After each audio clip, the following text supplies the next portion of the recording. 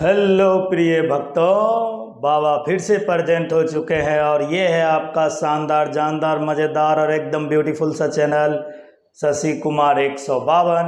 और आप देख रहे हैं शशि कुमार को, यानी आपके प्यारे से टीचर, प्यारे से शिक्षक और प्यारे से बाबा शशि कुमार। और दोस्तों, ये हमारा विलियन चैप्टर का VVI क्वेश्चन चल रहा है बोर्ड एग्ज़ाम 2023 के लिए। और आपको बता दें, हमारा साथ साथ इनऑर्गेनिक का क्लास भी चल रहा है, तो जाइए ना इस आई बटन पर और जल्दी से दबाइए, पूरा प्लेलिस्ट मिलेगा और धड़ाक धड़ाक धड़ाक से देखिए। यदि आपका ये पहला वीडियो है तो सबसे पहले जाइए और हमारा पिछला जितना भी लेक्चर है वो देखिए और तब आइए इस लेक्चर पर। और हम बता दें, हम आगे की ओर टॉपिक वाइज बढ़ रहे हैं और आपका हम क्वेश्चन धराधर लेकर आते हैं। तो उसी तरह से आपको भी क्या करना है, तो आपको भी कमेंट, शेयर, लाइक और सब्सक्राइब धराधर करते जाना है। समझ में आया? अब हमको ये बताइए, जो क्या आपको क्वेश्चन समझ में आ रहा है? अब सर जी देखिए, ये बिहार बोर्ड 2017 में एक क्वेश्चन पूछा और इस क्वेश्चन के जवाब से हम कितना क्वेश्चन का जवाब लिख सकते हैं अब पता चलेगा। सर जी ये टोटल क्वेश्चन है? हाँ जी, ये टोटल का टोटल क्वेश्चन है। और देखो, पहला क्वेश्चन है हिमांक में अवनमन से आप क्या समझते हैं? तो यहाँ भी है हिमांक में अवनमन क्या है, यहाँ भी है हिमांक में अवनमन क्या है। हिमांक में अवनमन और हिमांक में अवनमन, मतलब हमको एक बात समझ में आया, हिमांक में अवनमन का डिफिनीशन लिखना पड़ेगा। अब सर जी हिमांक के अवनमन संबंधी राउल्ट के नियम को लिखें, इसमें नहीं है। मतलब 2 लाइन हमको इसका आंसर बढ़ जाएगा। क्या? हिमांक में अवनमन संबंधी राउल्ट का नियम। अब बाकी देखिए फिर एक ही जैसा है। इस नियम से किसी भी अवाष्पशील एवं नन इलेक्ट्रोलाइट विलय का अनुभार कैसे ज्ञात करेंगे? यहाँ भी बोल रहा है इसका विलय के अनुद्रव्यमान के साथ संबंध ज्ञात कीजिए। अब अनुद्रव्यमान हमको ज्ञात करना है कि अनुद्रव्यमान हमको संबंध स्थापित करना है, बात तो सेम है। अब क्या है, इसकी सहायता से किसी विलय पदार्थ का आणविक द्रव्यमान कैसे ज्ञात किया जाता है? तो बात तो वही है, आणविक द्रव्यमान निकालिए। आणविक द्रव्यमान कैसे ज्ञात किया जाता है? आणविक द्रव्यमान के साथ संबंध बताइए। विलय के अनुभार को ज्ञात करने में किस प्रकार सहायक है, या लिखेगा ग्राफ की सहायता से समझाइए। तो जितना हमसे पूछेगा हम इतना क्वेश्चन का जवाब एक ही लिखेंगे। हमने बताया है क्वेश्चन कोई भी हो, जवाब बाबा का एक ही होगा। यानी हमारा एक जवाब याद करने से, समझने से, लिखने से हमारा इतना क्वेश्चन का झंझट खल्लास, खत्म। बोल, कोई दिक्कत परेशानी? तो सबसे पहले इतना क्वेश्चन का स्क्रीनशॉट लो, हम जल्दी से इसका जवाब बता रहे हैं।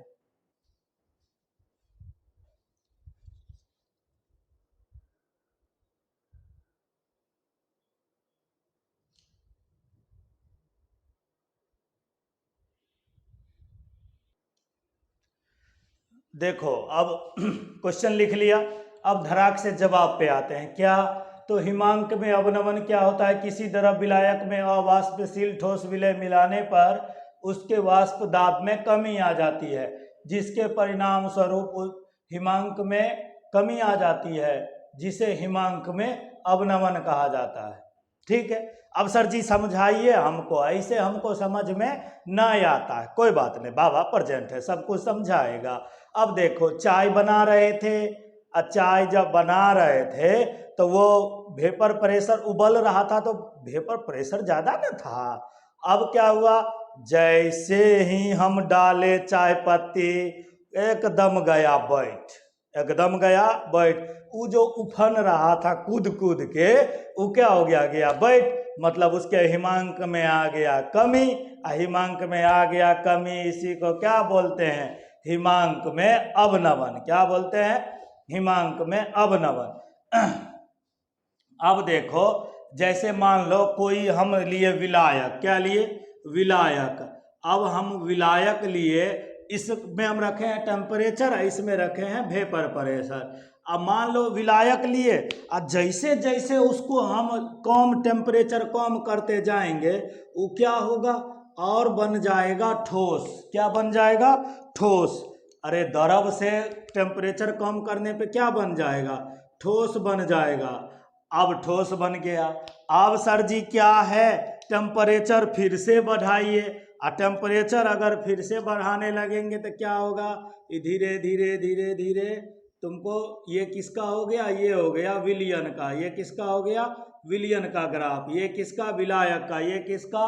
ठोस जो बना था, यही विलायक ठोस बना है। यही विलायक ठोस बना है। अब क्या होगा सर जी? तो देखिए ये किसका है ग्राफ? ये ऐसे मिलेगा कि ये ऐसे है, और ये क्या है? ऐसे है।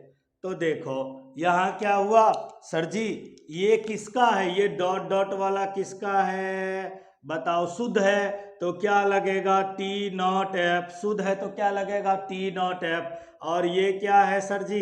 ये है अभी विलियन का। ये किसका है? विलियन का। तो यहाँ क्या लगेगा? T F. क्या हो जाएगा?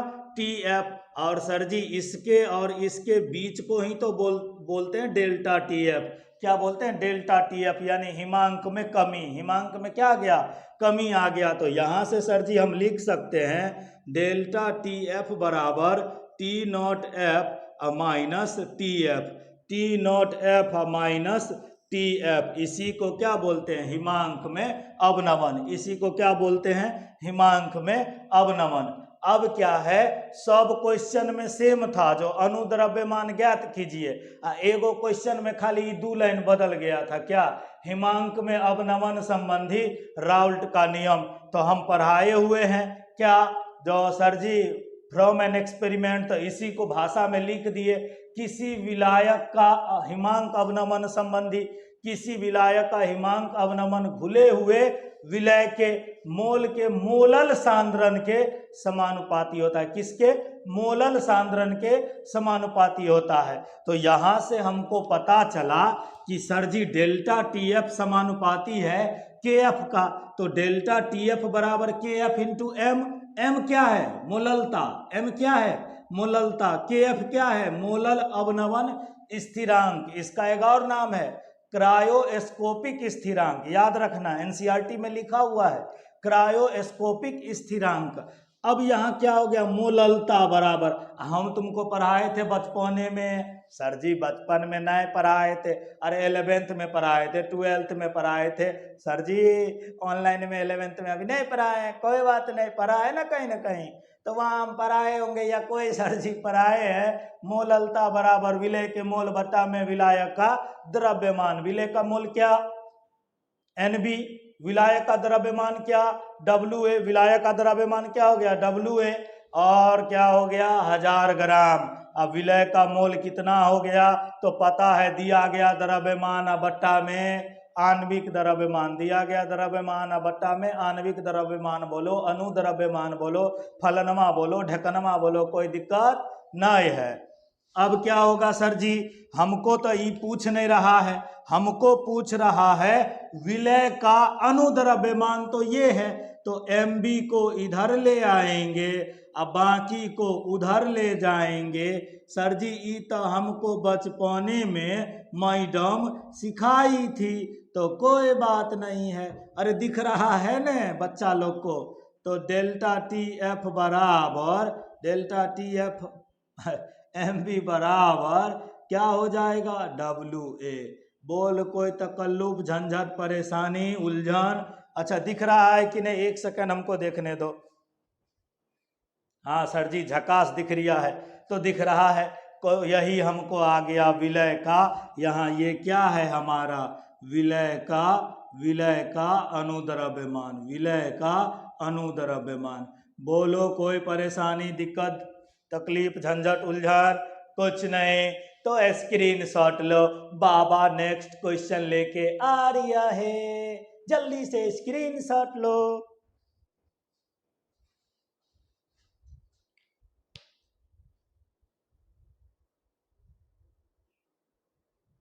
अब देखो बाबा नया क्वेश्चन लेके आया। सर जी नया नहीं है, जानते हैं। मोलल हिमांक अवनमन स्थिरांक से आप क्या समझते हैं? अच्छा, इस क्वेश्चन को बदल दिया तो क्रायोस्कोपिक स्थिरांक से आप क्या समझते हैं? तो झकास सा जवाब दे देना, बाबा का चेला है तुम। विलयन की मोललता इकाई होने पर हिमांक में अवनमन क्या हो जाता है? हिमांक अवनमन स्थिरांक कहलाता है। सर जी यहाँ कुछ नहीं करना, ई फार्मूला हम पहले से पढ़े हैं और यहाँ कर देना जहाँ क्या होगा m बराबर 1, जहाँ m बराबर क्या हो जाएगा 1। और यदि m बराबर 1 है, यदि m बराबर 1 है, यदि m बराबर 1 हो तो, यदि m बराबर 1 हो तो डेल्टा टी एफ बराबर के एफ इंटू एम के जगह 1। तो सर जी हिमांक में जो कमी हुआ था वही क्या कहलाएगा? क्या कहलाएगा? हिमांक अवनमन स्थिरांक। क्या कहलाएगा? हिमांक अवनमन स्थिरांक। बात समझ में आया? तो फटाक से लिखो, बाबा नेक्स्ट क्वेश्चन लेके आ रहा है।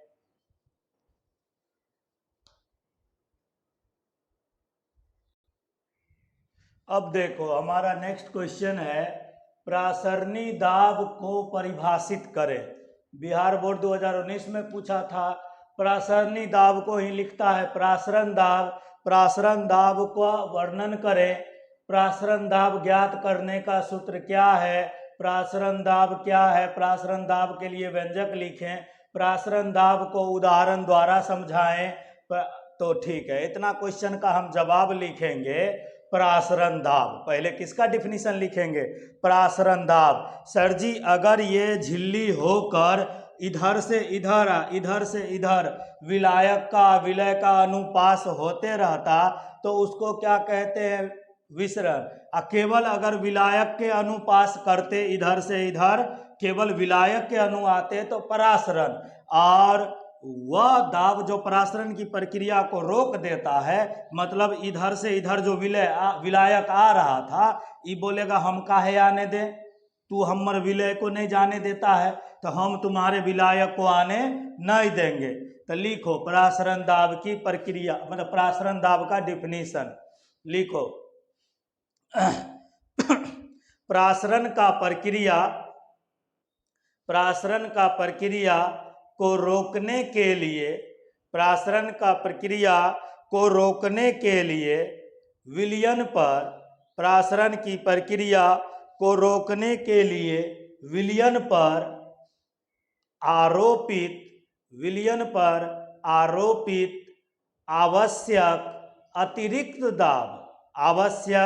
अतिरिक्त दाब उसका परासरण दाब कहलाता है, उसका परासरण दाब कहलाता है। लिख लिए। अब देखो सर जी हम दूगो विलयन लिए, एगो का नाम रखे सॉल्यूशन 1, एगो का नाम रखे सॉल्यूशन 2। यहाँ पर हमने रखा है कंसंट्रेशन 1 ज़्यादा है, किससे? कंसंट्रेशन 2 से।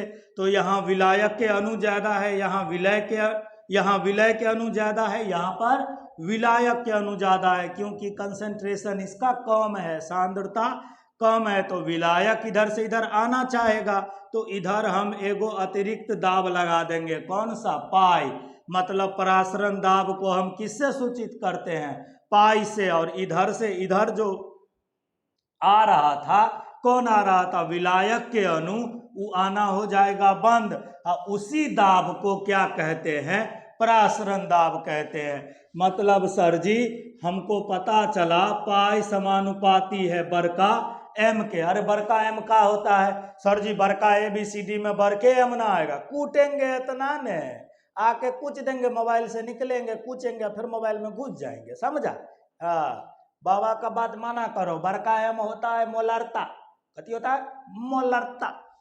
अब सर जी ऐसा देखा गया पाई समानुपाती है किसके? टेम्परेचर के। किसके?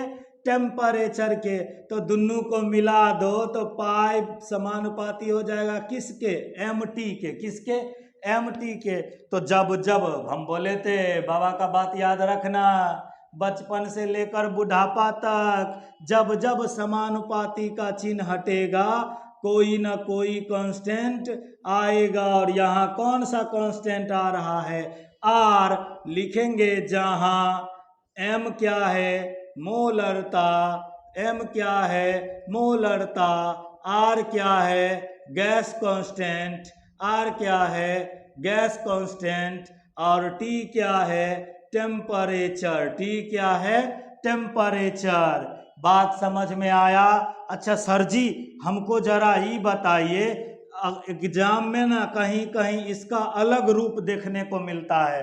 तो m क्या है, मोलरता। मोलरता क्या होता है, सांद्रता। सांद्रता का इंग्लिश क्या होता है, कंसेंट्रेशन। कंसेंट्रेशन कथी से चालू होता है, C से। मतलब सर जी गांव में रहते हैं तब बोलते हैं हम फलना टोला के हैं, जब जिला में जाते हैं तब बोलते हैं फलाने ब्लॉक के हैं, और जब हम राजधानी में जाते हैं तब बोलते हैं फलाने डिस्ट्रिक्ट से हैं, और जब हम मतलब दिल्ली मुंबई चले जाते हैं यानी राज्य से बाहर तो बोलते हैं हम फलाने राज्य से हैं, और जब हम देश से बाहर चले जाते हैं तो हम बोलते हैं हम इंडियन है। क्या तुम इंडिया में कहाँ से हो वो तो डिपेंड करेगा।